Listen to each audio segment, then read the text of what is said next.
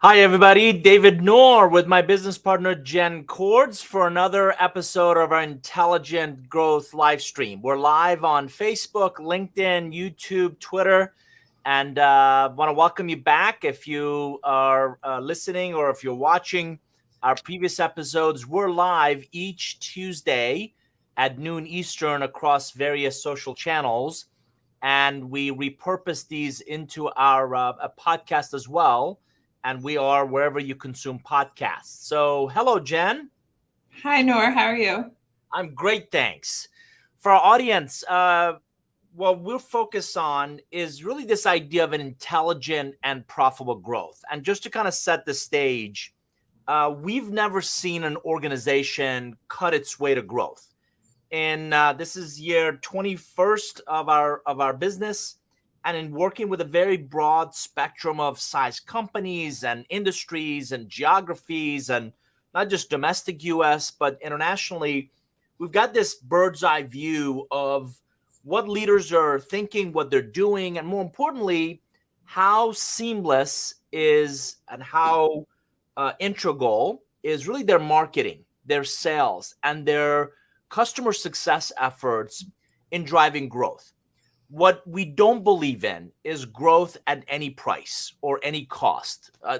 Human capital cost, potential financial risks, certainly reputation risks. And our supposition is every business, in essence, every business model is or soon will be aiming to become a repeatable or a recurring revenue business model. You may have heard of SaaS, software typically as a service, or subscription models. It's not just for consumers. Increasingly, they're also the prevailing business model for predominantly technology companies today.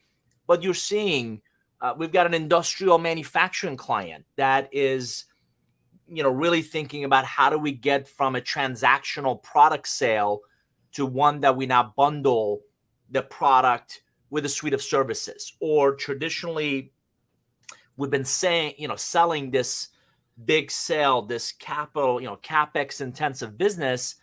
If we rented it and we included maintenance on that, now it's an opex business, and now it builds a recurring revenue stream with a much further line of sight into the utilization of that product for the desired outcome, not just a transactional sale.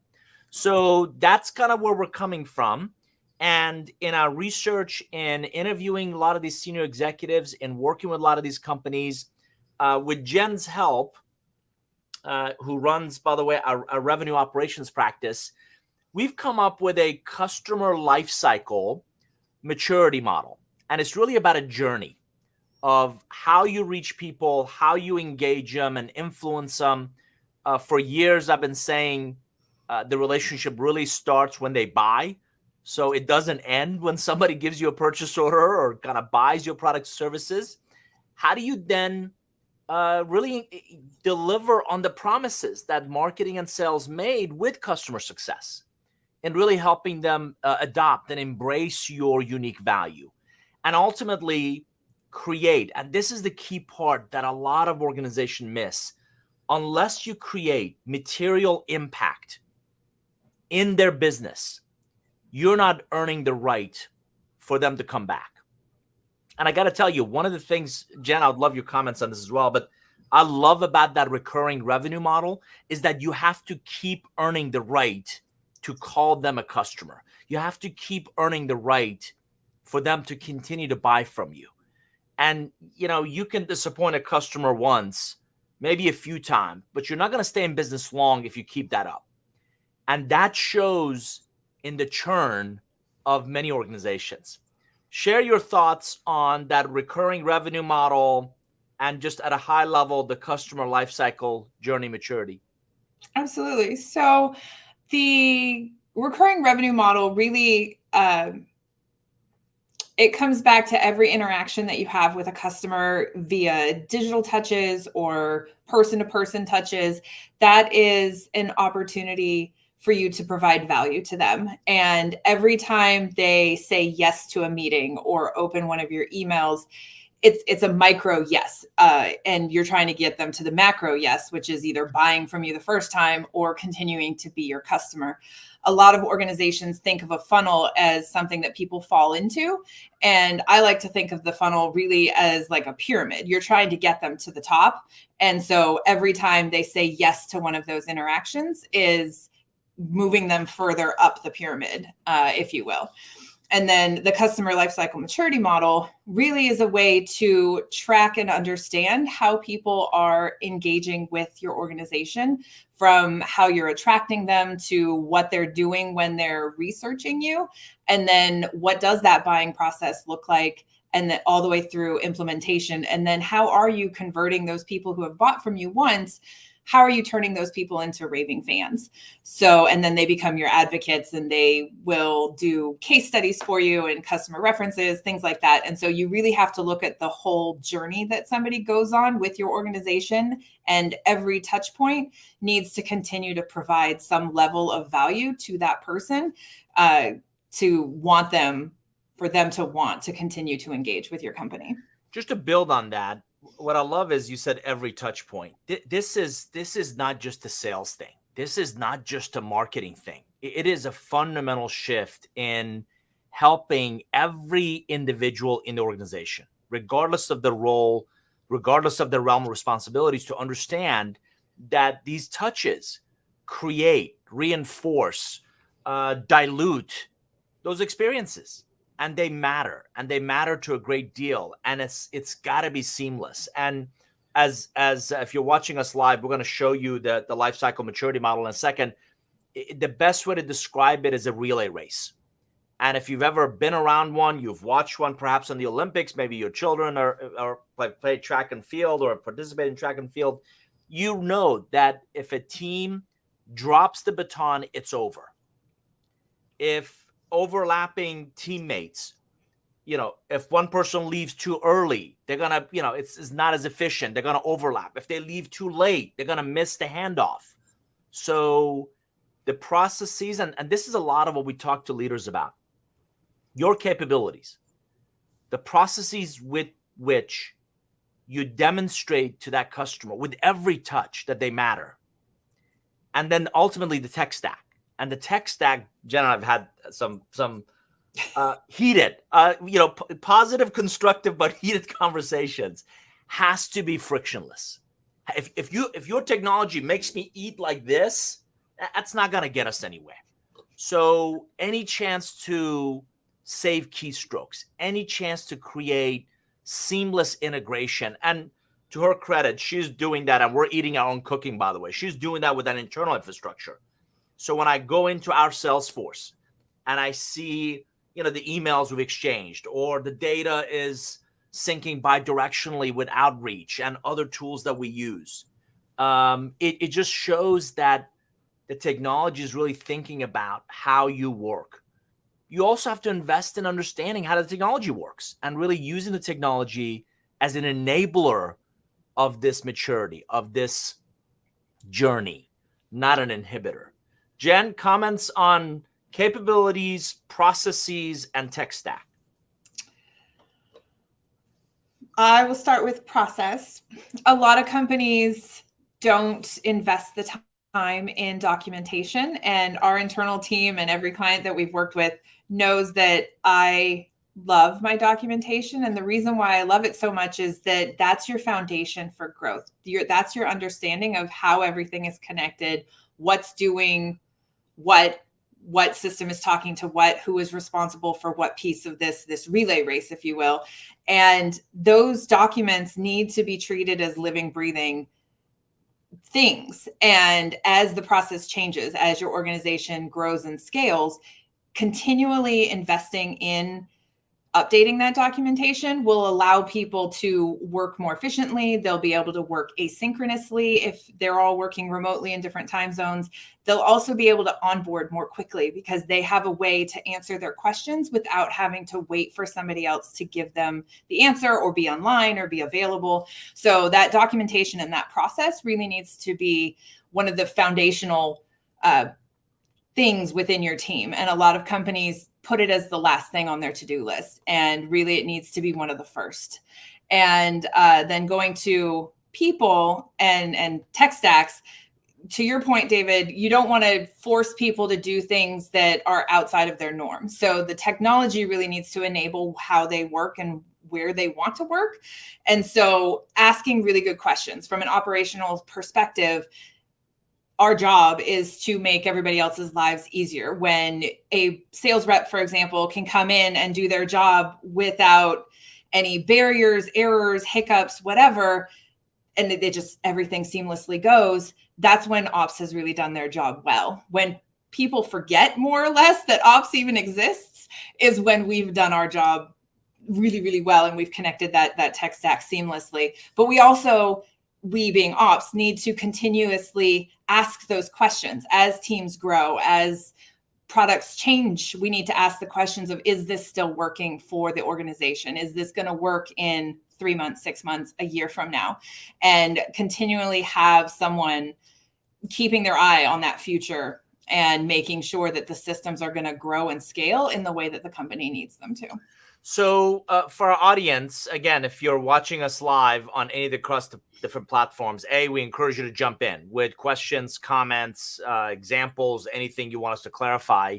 If you're listening to this episode, we'll also post the image I'm about to show you in the NOR forum. That's our private online community. It would encourage you to join us there, norgroup.com/forum.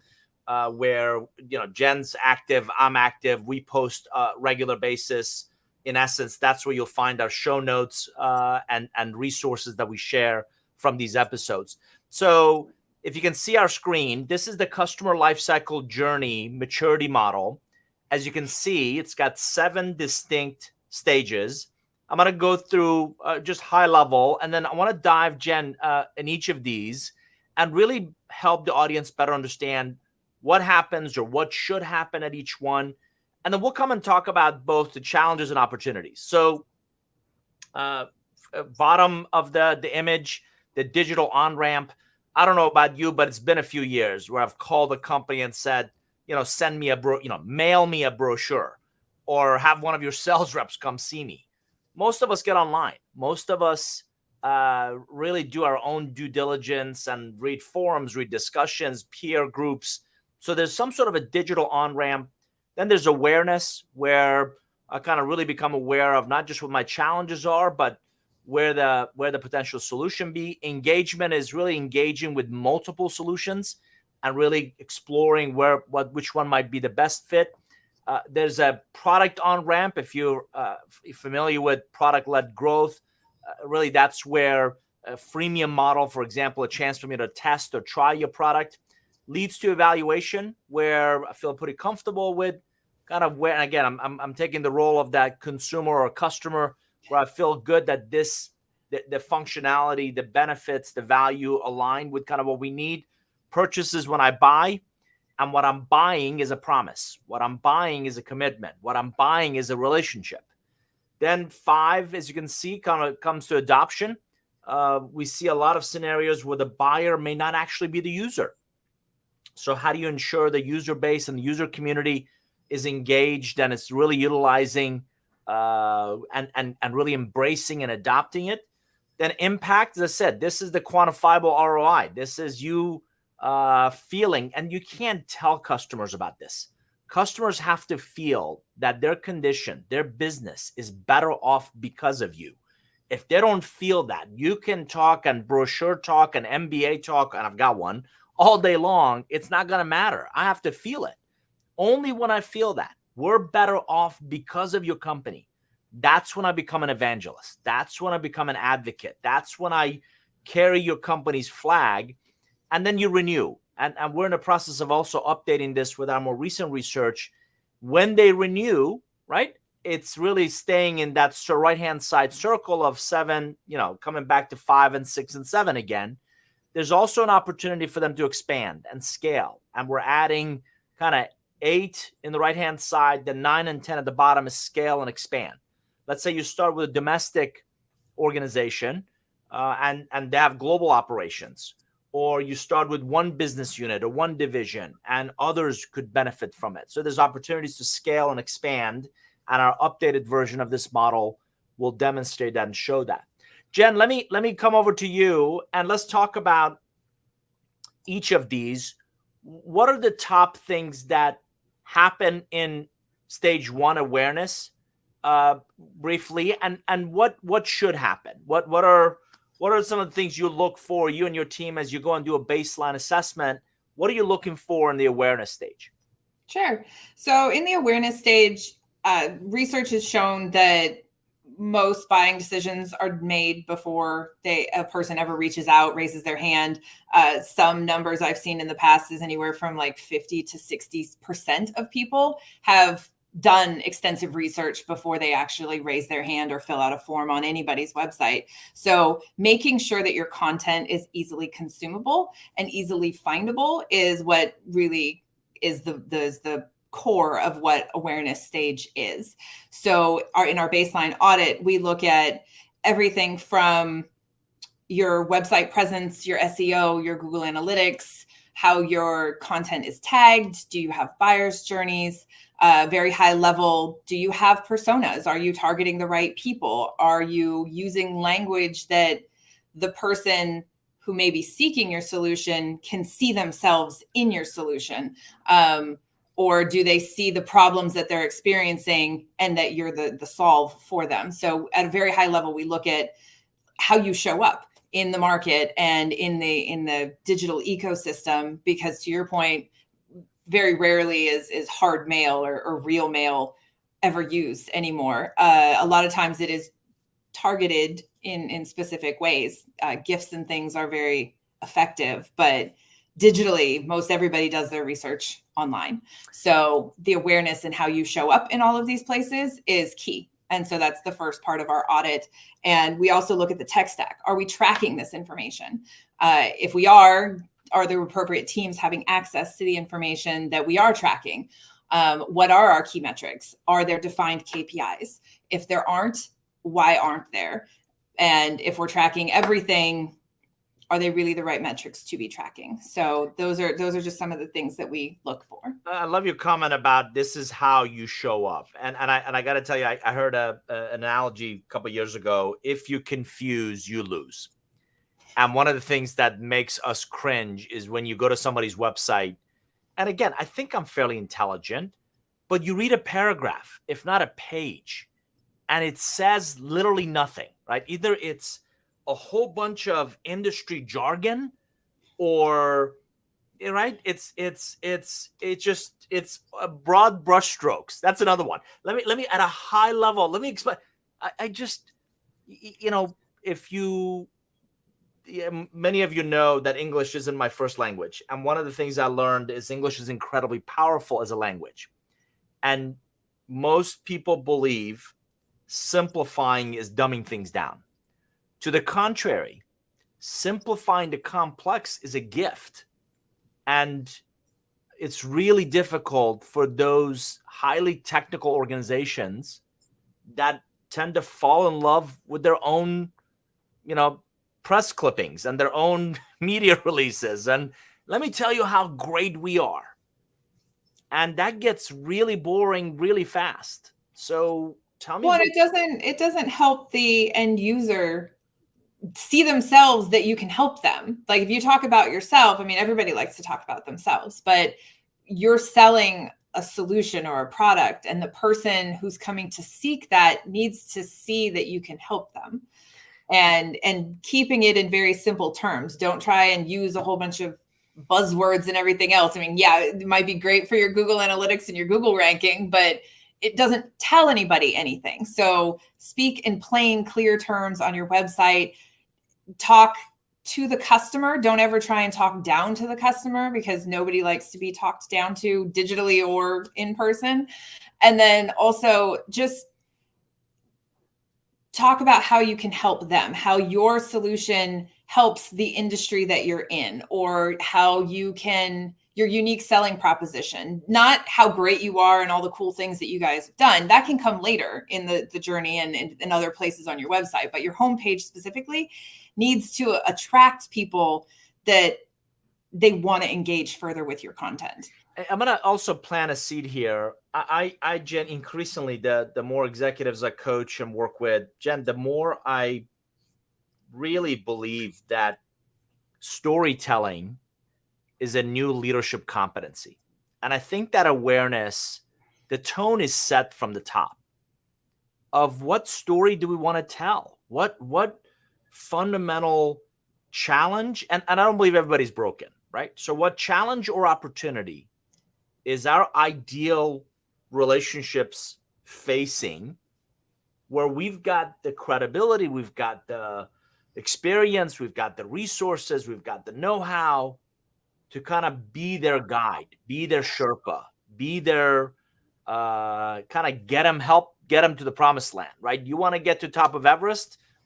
I've been there. I know where to store the oxygen. I know where the base camp should be. I know when not to ascend or descend. And so, clients and buyers, and I keep thinking about your pyramid, right? The a sale is, and I heard this from a mentor years ago, a sale is a series of yeses. What's the next yes? What's the next commitment to learn more, commitment to further dive into this? So we've got awareness. Let's move to engagement. What should happen there? Engagement, again, is allowing that person that's coming to experience your website or interact with your company. How are they engaging with you? Do they have to fill out a bunch of forms to learn more about your product or solution? Do they have to jump through hoops to talk to someone if they're ready to have that buying conversation? So really, how are you drawing the person in and allowing them to talk to someone within your company or learn more about your company, making it as frictionless as possible? Really should be the goal. If somebody wants to come and binge out on a whole bunch of your content, you really should let them. All the gated forms and everything else, that's great for lead gen, but that doesn't really tell you anything about who or what they are or are wanting to consume.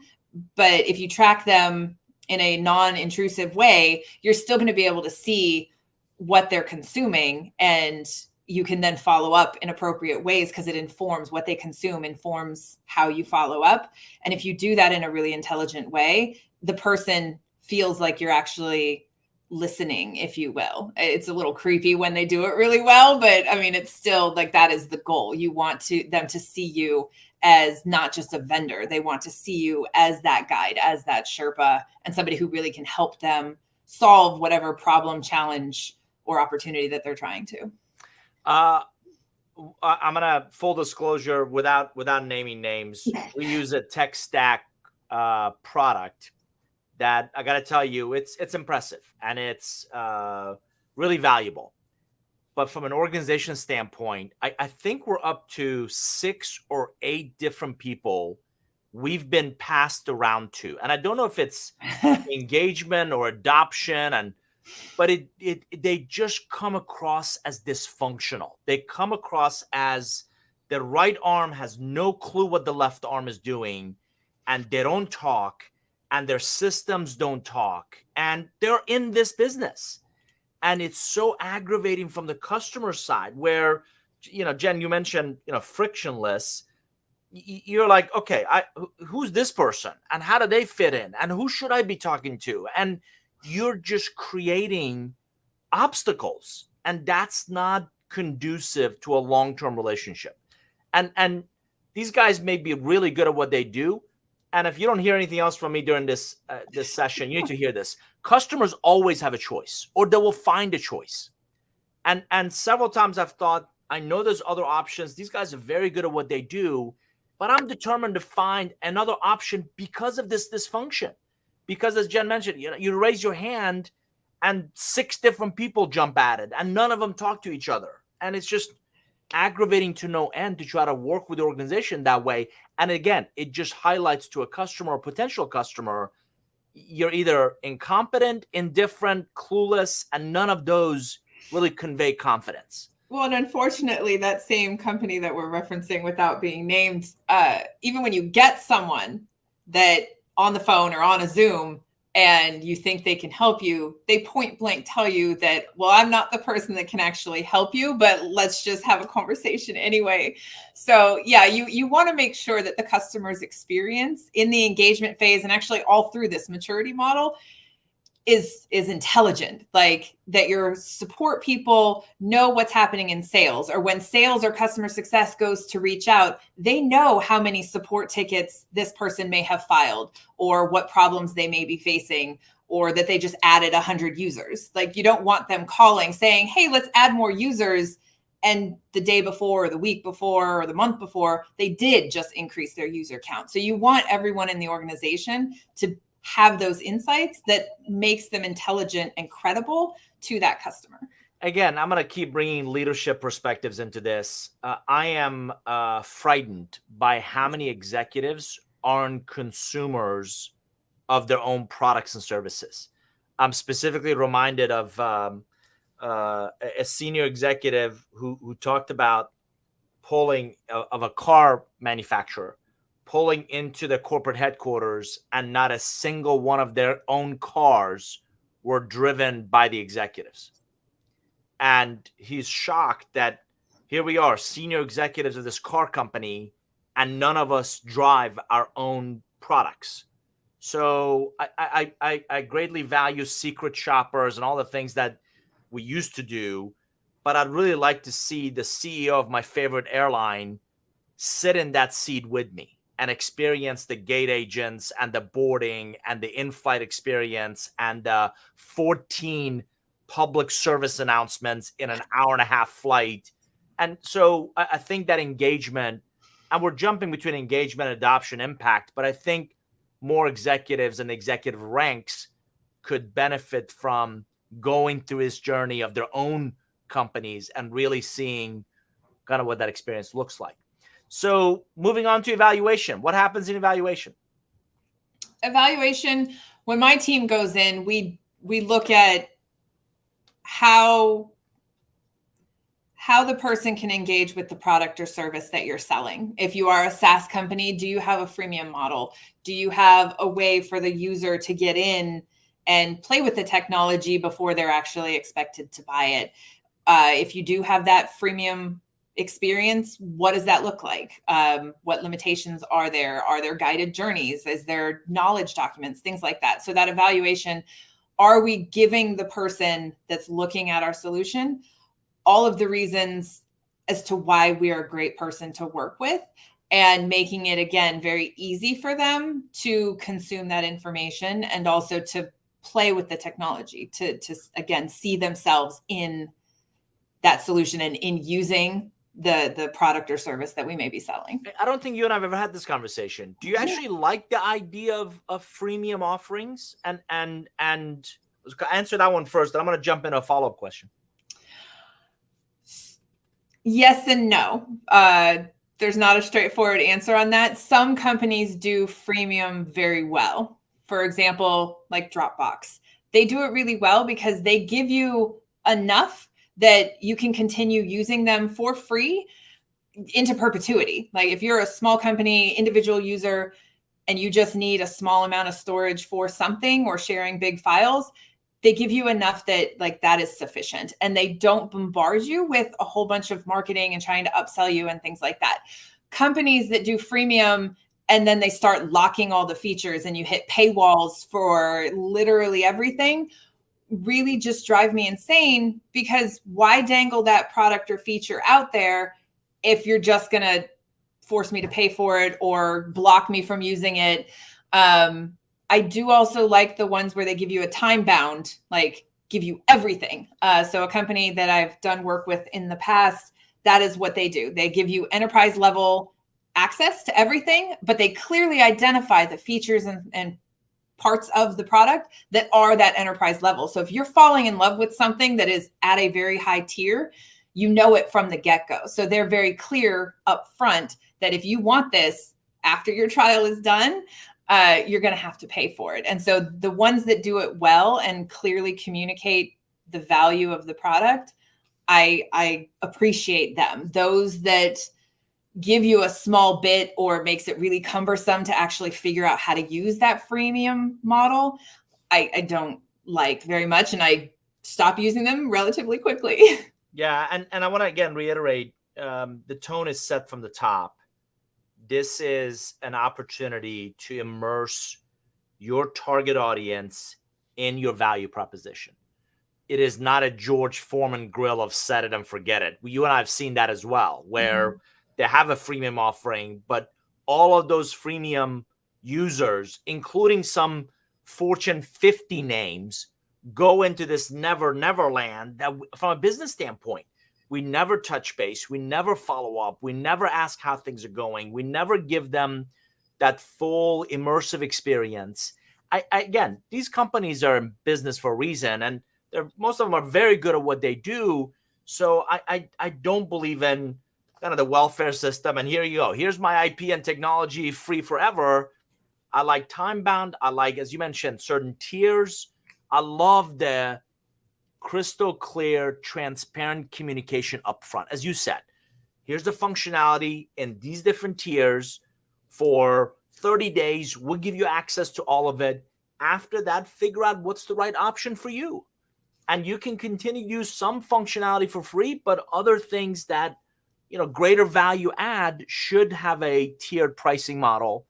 And if I've had a good experience and there's, again, videos and it's, the technology's come a long way to make that experience immersive and experiential and really valuable. And it's a missed opportunity by a lot of folks.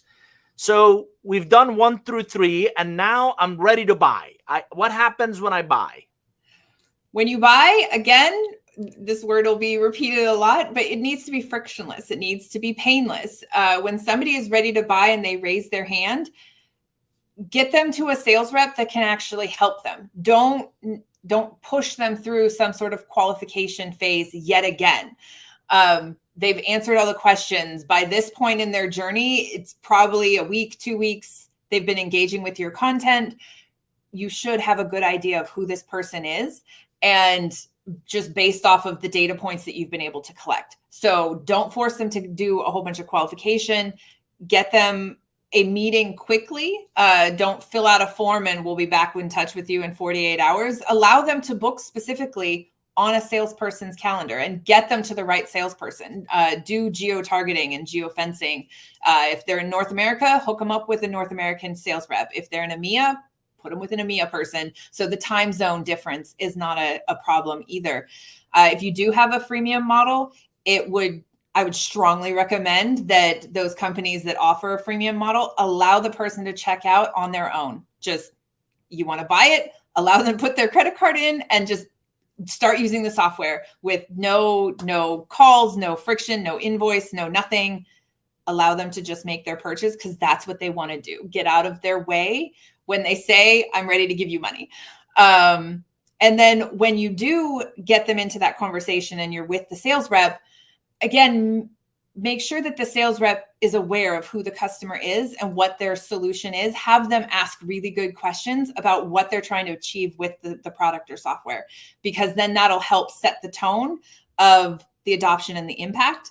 And you can help reinforce the value that you will be delivering and set expectations clearly from the onset of this is how we can help you and this is what your next steps will look like, to make sure that the handoff between sales making that purchase and to customer success or the implementation team, whichever comes first, is seamless. And you can have all that information and transfer it in a way that the prospect is not repeating themselves over and over at every step beyond the purchase. Three quick points. I think, again, the leadership team needs to set the tone of when you buy from us, when you become a customer, early and often. This is what you should expect. So I believe in kind of sharing those philosophical, leadership, cultural, early and often from an executive standpoint. Number 2, we've been talking a lot about software, but this is as relevant to others. As I mentioned, we're working with an industrial manufacturing client that is thinking dramatically different about not just a physical box, a physical product that they sell, but now a suite of services and cloud-based and installation. And what if we rented that box instead of sold it because of the technology evolves. And as part of your rental agreement, you get maintenance and you get updated hardware, and we'll even replace the box every 2-3 years because it changes. So this has the opportunities, not just software, has the opportunity to change fundamentally business models. We also get pushback of, well, we're enterprise B2B, or it's a really complex sale and it's not selling just to consumers. A couple of things. Last time I checked, even the enterprise, they're made up of consumers. So Jen's comment about let them buy with a credit card, you never know when somebody can and often does put 10, 12, 15, $20,000 buy on a corporate card. And when they have a great experience as a consumer, they are much more likely to become advocates and really become proponents of your technology or your solution inside their organization. And you need that internal champion. So it goes back to Jen's comment of knowing who they are, knowing where they are in their buying cycle, engaging them as frictionlessly as possible, follow through, which is a process. How was your experience? Listen, I like surveys as much as the next guy.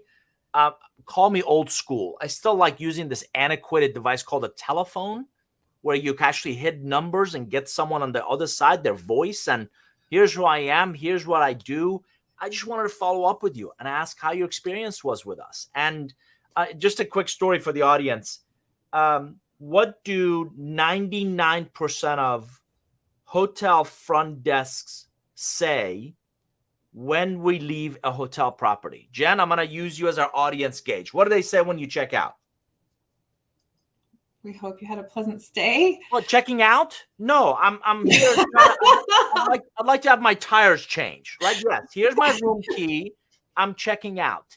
That exchange creates little to no value. Conversely, same scenario. What if that person at the front desk simply asked, what's the one thing about your purchase, about your stay with us, we could have improved? Think of any hotel, any full service hotel. Think of how many guests check out. It is, their labor challenges and a aim for efficiency. Don't even come talk to us. Just drop your keys off in the drop box and leave the property altogether.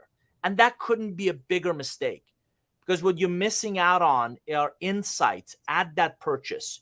You bought a night or several nights or a week with us. What's the one thing we could have improved in your experience? On that note, you mentioned it earlier, but the follow through, asking that question is great. And some companies do ask that question. It's shopping or car purchasing or hotels. And they ask the question, but the person who's receiving that information, the person behind the desk, is indifferent, or they're just asking it because it's part of their process. The follow through, you ask the question and care about the answer, actively listen to what the person is saying. You may not be able to solve their problem or fix their problem if they had something that was drastically in error, but listening, asking, being empathetic to whatever that person says, it really is valuable, and that person feels heard. So a lot of people, and there's that stat where like 1 person out of every 10 will actually complain, but there's 6 or 7 that will just go and say nothing. If you ask the question and actually listen and then follow through on, maybe in 2 days, you're like, I can't fix it, but let me talk to my manager. And you actually talk to your manager, and then the manager reaches out to that person. Again, that person feels heard and valued, and that their money was maybe not perfectly well spent, but well spent. And so that's the other piece to that. Yes, ask the question, have that engagement, but then do something with it. Don't just ask the question to ask the question. And I got to tell you, I borderline detest like surveys. I can't remember what I had for breakfast this morning, much less how was your survey with our, how was your experience with our car dealership or our, this technology or this thing you bought. And I don't know how many people respond to that. Or worse yet, I get a survey again from my favorite airline asking me about the gate agent. Gate agent was fine. the flight attendants were rude, or the where we landed was awful. So you're not looking at the whole experience. And again, what one thing we could improve really helps you, again, in the middle of the page, stage 4, validating the sales cycle and confirming the buying journey. How did you find out about us? How did you pick us? How was your experience with us? What one thing we could have done differently? Invaluable, to reiterate Jen's comment, if it's done authentically and if it's done by people who care enough to act on it. So collecting that information is step 1. Acting on it to improve just the left-hand side is step 2.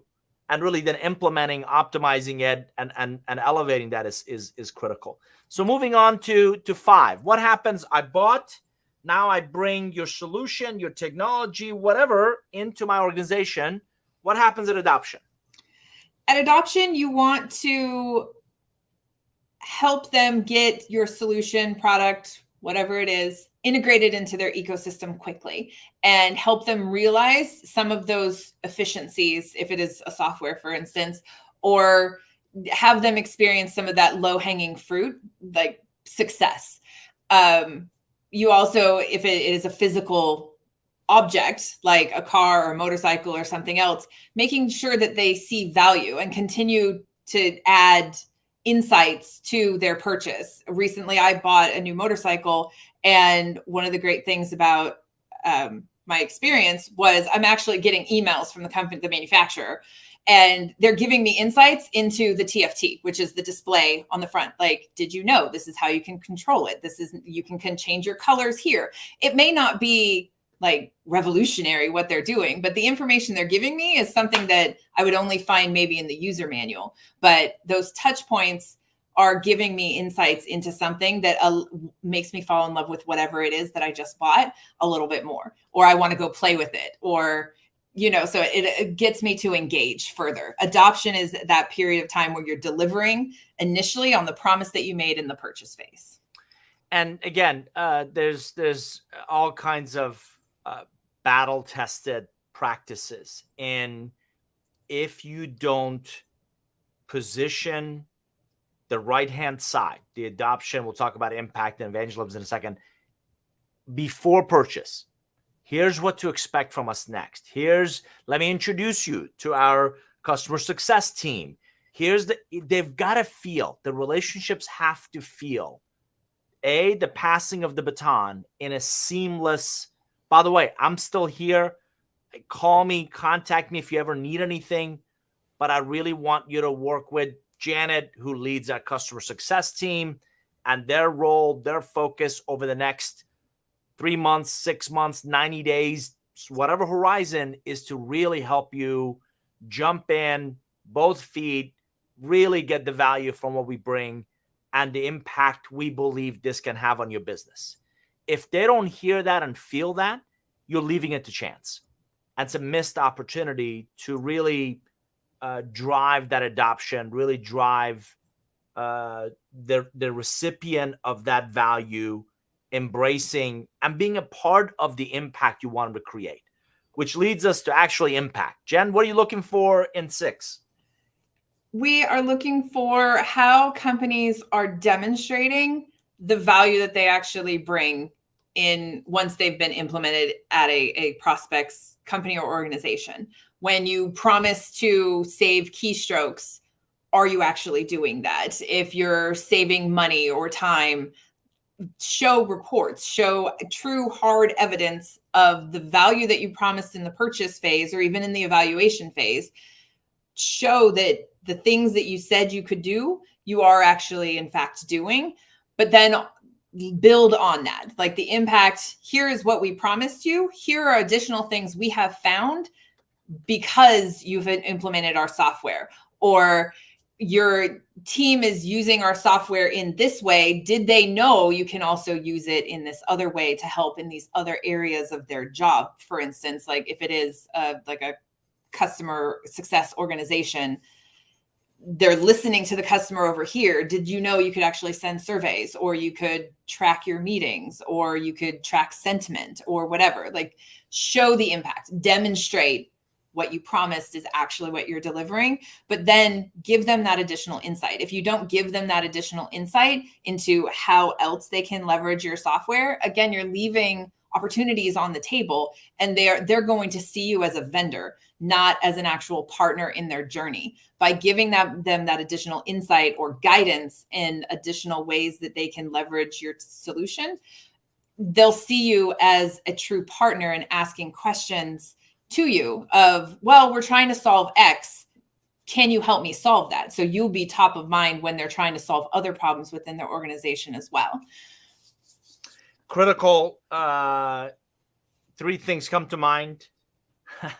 I'm a big believer of proactive impact creation, not reactive. Jen mentioned she just bought a motorcycle. We both ride. Don't get me started in the power sports industry, because we'll be on the I'll be on the pulpit for a while. But even the manufacturers, with a $30,000 motorcycle, you get a motorcycle owner's manual. The impact couldn't be more reactive. You're asking me to spend time to go read this thing to figure out how to best utilize, right? In the age of video, in the age of, why not walk me through? Why not introduce me to somebody else who bought that similar motorcycle in my community? Why not get me involved with the local users, kind of a riding club, to kind of get the most out of? I promise you, I didn't have $30,000 burning a hole in my pocket, and I didn't have anything to do with to go invest in this machine. And the electronics alone have come so far, and they're so capable. And yet I know zero about how to get the most out of the investment I just made. So that brand that will go unnamed, and that's not just a brand, it's the distribution channel, it's the dealer, it's the training of the rep, it's that customer success team, is reactive in their value creation and impact, not proactive. 1. 2, most valuations of organizations are still based on top line revenue. You know where top line revenue comes from? The left-hand side of this graph. You know where recurring revenue and your ability to grow your ARR comes from? The right-hand side. We don't see enough investments in the customer success function. Resources, processes, capabilities, tech stack.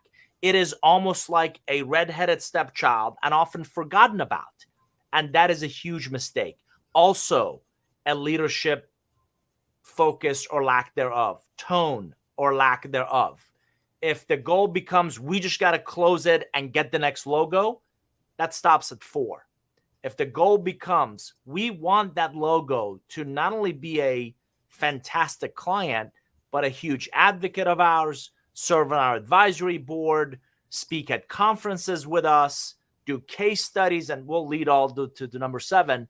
If that's the tone from the top, then you're going to invest in 5, 6, and 7. Jen, last but not least, let's talk about 7 quickly. Yeah, this is where you do you dive deeper with that customer. You help. You do case studies with them. You do ask for their feedback and recommendations on how the product can improve. And again, listen and apply those things. And in that evangelism phase, that's where they will renew. If they're only talking to their sales rep or their customer success rep when there's a problem, they're again seeing you as a vendor. They're not seeing you as a partner. So if you've done 5 and 6 really well, 7 will come easily. They will let you use their logo. They'll be willing to do reference calls, all of that, to help you close additional deals. And also, the acquisition of net new customers is more expensive than keeping and landing and expanding the ones that you already have. So if you do 5, 6, 7 well, your cost of acquisition of your user base is going to go down, and your ROI and the profit that you're making is going to go up. I mean, it's basic math. I can't reiterate enough about the value of 7.